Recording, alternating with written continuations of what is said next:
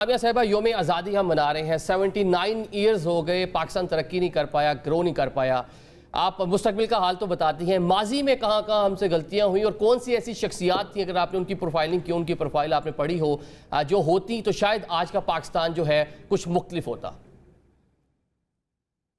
सबसे पहले तो जी आप सबको भी, सुनने वालों को भी, जो भी है, मैं कहती हूँ आज़ादी से बड़ी नेमत दुनिया में कोई और नहीं है। बिलाशुबा। आप जब जाओ ना, जब सेकंड आप शहरी बनते हो किसी मुल्क के, और कितने मसाइल का सामना करना पड़ता है आपको, और ये चाहे जैसा भी है, तो हमने अपने आप को डाउन नहीं होने देना, अपनी आवाम को नहीं डाउन होने देना। आप जाके सड़कों पे देखिए, आवाम का जज्बा देखिए, जज्बा वहीं पे है। मैं मानती हूँ कि हमें आज तक, लेकिन एक बात है कि ज्यादतियां तो खैर सबकी तरफ से आदिल हुई हैं।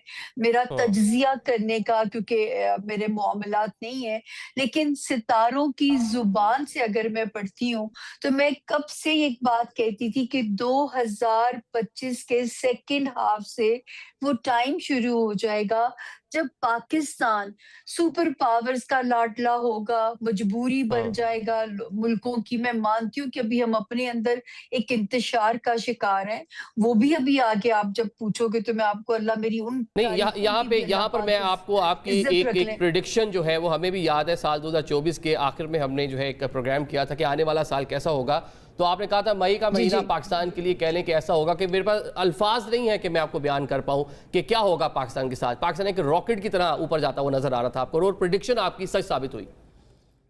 अल्लाह ने बड़ी इज्जत रखी जी। वो जो 96 आवर्स की जंग है, और मैं मरवत साहब से कहना चाहूंगी कि बड़ा अच्छा बोल रहे हैं माशाल्लाह, अच्छा उनका एनालिसिस है।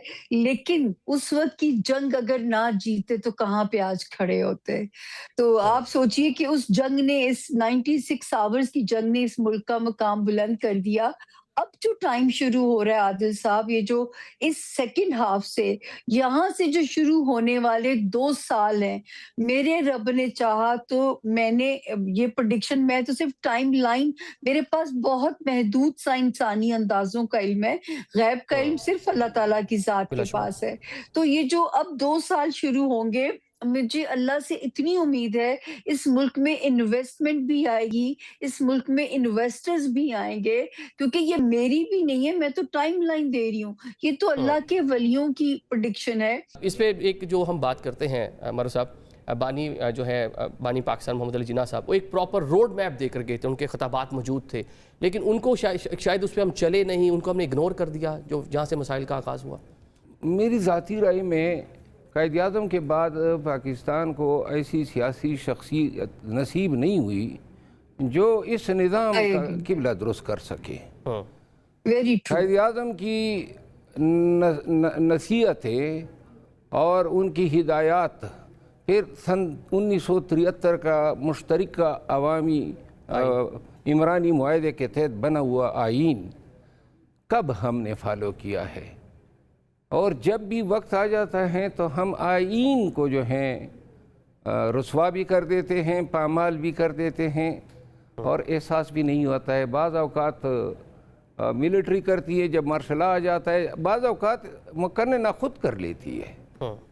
तो लिहाजा कहने का मतलब ये है कि पाकिस्तान को सबसे ज़्यादा ज़रूरत जो है वो पाकिस्तानियों को कानून के ताबे बनाना है। जब कानून का खौफ होगा हर एक को बिला तफरीक, किसी की मजाल नहीं होगी कि दूसरे के काम में दखील हो, दूसरे का इख्तियार एरोगेट करे, आपकी प्रेस की, मीडिया की कोई आज़ादी सलब करे, कोई शख्सी हकूक़ जो हैं या बुनियादी हकूक़ है उन पे कतगने डाले, या कोई मैंडेट उठा ले या चोरी कर ले, या ब्यूरोक्रेसी जो हैं वो एक ख्वाहिश या मफाद के ताबे होकर अपनी ड्यूटी छोड़ के किसी के इंटरेस्ट को सर्व करने पे लग जाए। हमने छुटकारा दिलाना है पाकिस्तान को इन तमाम बीमारियों से। भट्टी साहब, क्या आज पाकिस्तान जिस सतह पर मौजूद है, जो हमारी लीडरशिप मौजूद है, क्या उसमें एक रियलाइजेशन है कि उनको पता हो कि आज हम एक ऐसी जगह पे मौजूद हैं, यहाँ से हम ایک راکٹ کی طرح اوپر جا سکتے ہیں. کچھ اچھے مواقع پاکستان کو ملے ہیں.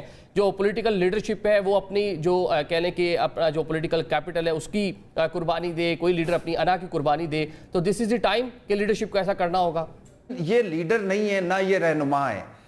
جس دن ہم نے نون لیگ اور پیپلز پارٹی سے جان چھڑوا لی, میں آج کی حکومت کی بات کر رہا ہوں, یہ ان کے پاس کچھ بھی نہیں ہے, نہ ان کے پاس ویژن ہے, نہ رستہ ہے, نہ کوئی حکمت عملی ہے. 35 سال ہو گئے ہیں. میں نے کہا 1988 سے پہلے کا پاکستان دیکھ لیں, 1988 میں جب ان کے ہتھے چڑھا اس کے بعد کا پاکستان دیکھ لیں, فرق صاف ظاہر ہے. ان کے پاس آپ کی ترقی خوشحالی کے لیے کچھ بھی نہیں ہے.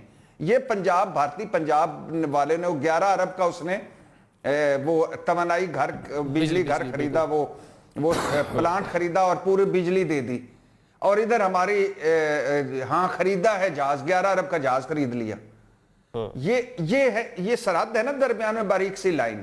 2 دن پہلے نون لیگ کیا کہہ رہی تھی پیپلز پارٹی کو, تم فاشسٹ ہو, کرپٹ ہو, 2.5-3 ہزار ارب تم نے ملک سے باہر بھجوا دیا ہے. اور پیپلز پارٹی ان کو کیا کہہ رہی تھی, خیراتی مینڈیٹ والے, جعلی مینڈیٹ والے, جعلی حکومت. یہ ابھی دونوں, اور پھر دونوں اقتدار میں ہیں. کوئی ہے اخلاقیات, اصول, منطق, تو ان سے جان چھڑوائیں گے تو ملک آگے بڑھے گا. ورنہ آپ پشاور کی بس میں بیٹھ کے لاہور نہیں پہنچ سکتے. آپ ککر کو کھادیں اور پانی دیں گے, اس پہ انگور نہیں لگیں گے. یہ ان سے جان چھڑوانی ہے سب سے پہلے. وہ کس طرح چھوٹے گی, وہ اس طرح چھوٹے گی کہ نیچے نئی لوگ آئیں, بلدیاتی نظام آپ کا یا بلدیاتی نظام مضبوط کر لیں یا نئے صوبے بنا دیں, 2 شاہی خاندانوں سے جان چھڑائیں اور فیئر اینڈ فری الیکشن کروائیں, آپ کی عدلیہ آزاد ہو, آپ کے جمہور والی جمہوریت ہو, تو پھر ہی کچھ آگے بڑھیں گے. ورنہ اسی طرح یہ دائروں کا سفر جاری رہے گا. ٹھیک ہو گیا. سامع صاحب بھٹی صاحب, جو موجودہ لیڈرشپ ہے, جو دونوں پارٹیز ہیں, ان سے جان چھڑانے کی بات کر رہے ہیں, کیا لگتا ہے آئندہ 10 سالوں میں آپ کو پاکستان میں جو یہ دونوں بڑی سیاسی جماعتیں ہیں یا موجودہ جو حکومت ہے, اس کے آپ 5 سال پورے ہوتے نظر آتے ہیں آپ کو؟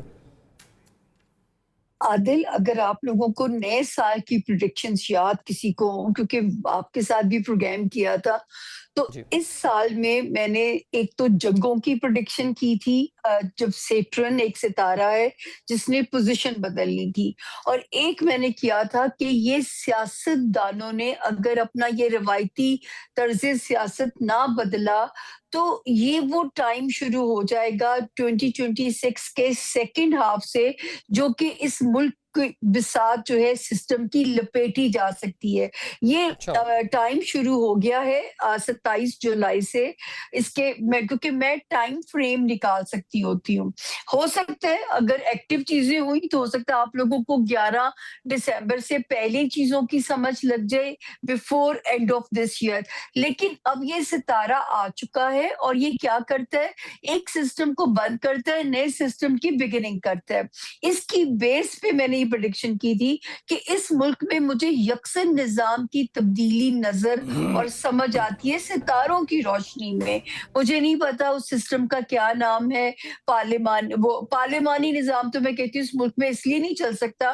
آپ اپنی ہسٹری اٹھا کے دیکھ لیجئے, یا وزیر اعظم میڈم آپ یہ کہنا چاہتی ہیں کہ ستارے یہ کہہ رہے ہیں کہ صدارتی طرز نظام ہو, مجھے آپ کی نئے انتظامی یونٹ اور ساتھ میں پھر صدارتی نظام, ٹھیک ہے, آپ کو یہ لگ رہا ہے؟ تو یہ یا وزیر اعظم نا اہل ثابت ہوتے ہیں یا کر دیے جاتے ہیں. تو کوئی وزیر اعظم آج تک اپنی مدت پوری نہیں کر سکا. جو بھی سسٹم تبدیل ہوگا, میں ستاروں کی روشنی میں یہ امید دے سکتی ہوں, اسی میں ملک کی اسٹیبلٹی ہوگی, اسی میں ملک آگے چلے گا بھی انشاءاللہ تعالی. کیونکہ جب وزیر اعظم 1.5 سال بعد 2 سال بعد جاتے ہیں, چیزیں ہم اسکریچ سے ریوائنڈ سے پھر ہماری چیزیں شروع ہو جاتی ہیں. تو مجھے تو یہ, اور یہ میں بہت عرصے سے آپ نظام کی تبدیلی کی بات کر رہی ہیں کہ 2 سال میں یہ نظام آپ کو جو ہے کہنے کے لپٹتا ہوا نظر آ رہا ہے, لیکن محسن نقوی صاحب بڑے طاقتور وزیر ہیں, وہ گارنٹی دے رہے ہیں کہ 5 سال یہ جو پرائم منسٹر ہیں پورے کریں گے. معجزہ ہے جب پورے ہو جائیں, کیونکہ آج تک ستارے بھی کشا کشا پاکستان کی طرف ہی چلے آ رہے ہیں.